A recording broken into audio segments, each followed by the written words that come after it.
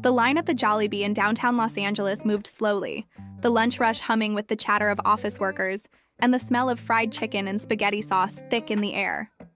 Behind the counter stood a man named Rico, his red cap slightly too big for his head, his smile never fading even as orders piled up. "Good morning, ma'am. Welcome to Jollibee," he said cheerfully, his Filipino accent soft yet noticeable. The woman at the counter raised an eyebrow. "It's afternoon," she said flatly. "And what did you say?"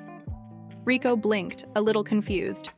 I said, good morning, sorry, habit lang po, habit only." He laughed awkwardly, trying to lighten the moment. The woman didn't smile. She just muttered, "You people really can't get your English straight," and walked away with her order number. Rico pretended not to hear. He turned to the next customer, his grin fixed, his tone still gentle. "Next, please. Thank you for waiting, sir." But behind that smile was a quiet ache. He had been in Los Angeles for just 8 months. He'd left Cebu after his father's stroke, working double shifts to send money home. Jollibee was his first job in America. He loved the smell of chicken joy. It reminded him of family dinners, of laughter, of simpler times. But here, it also reminded him of how far he was from home. In the break room, his coworkers talked fast. Too fast. Their jokes bounced around the room like ping-pong balls, and he always laughed 2 beats late, unsure if he truly understood. "Yo, Rico," one of them said one afternoon, tossing him a paper cup. "You taking English classes or something? You sound funny, man." The others laughed, not cruelly but carelessly. He forced a smile. "No class, just talking to customers." "Yeah, well, maybe listen to more Netflix," one of them said. "You might learn how to sound American." They laughed again. Rico just nodded and looked down at his shoes. But he didn't complain. He'd seen his mother raise 5 kids alone. He'd seen men break their backs in the heat of construction sites in Dubai. Words? He could handle words. Every night after work, he'd walk home to his small shared apartment. He'd eat leftover rice and fried egg, open his phone, and call home on video. His mother always smiled. "How's work, anak?"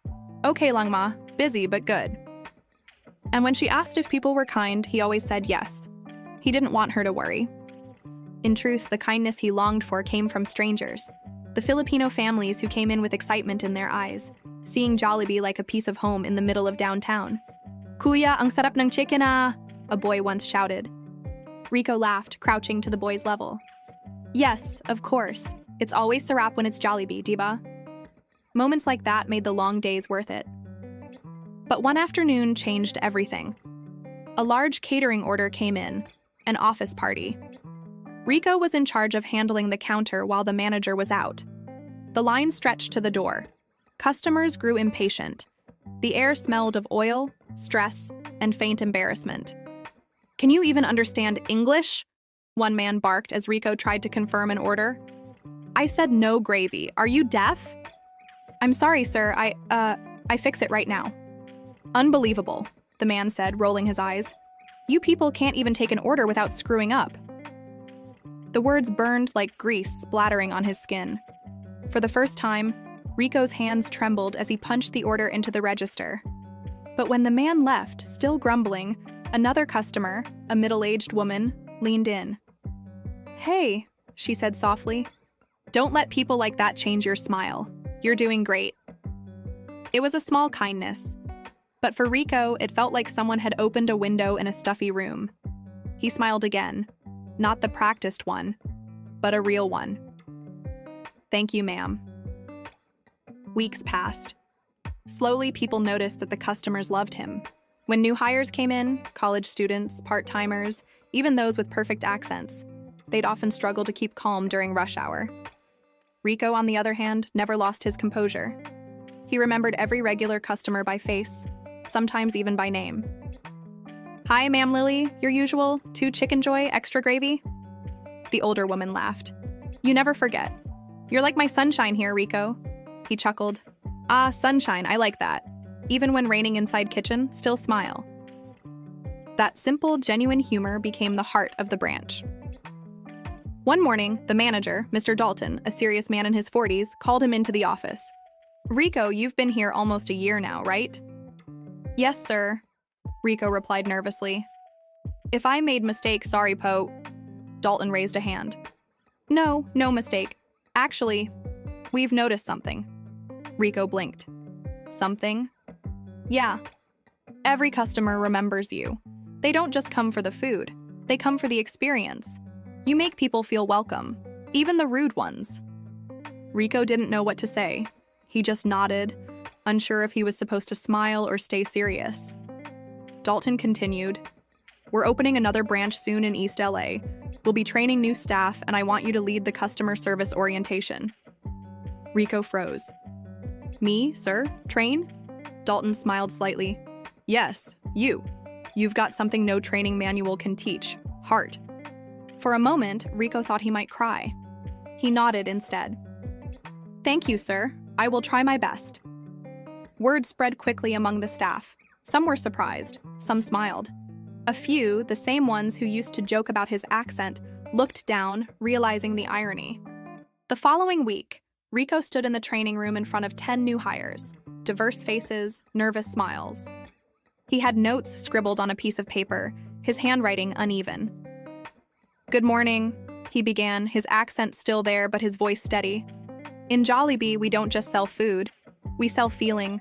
You see, when people come here, they are hungry. But sometimes, not only for food. They are hungry for home, for smile, for kindness." The room was quiet, every eye on him. So when you talk to customer, don't think you are just working. Think you are giving part of that happiness, even when tired, even when someone shout at you.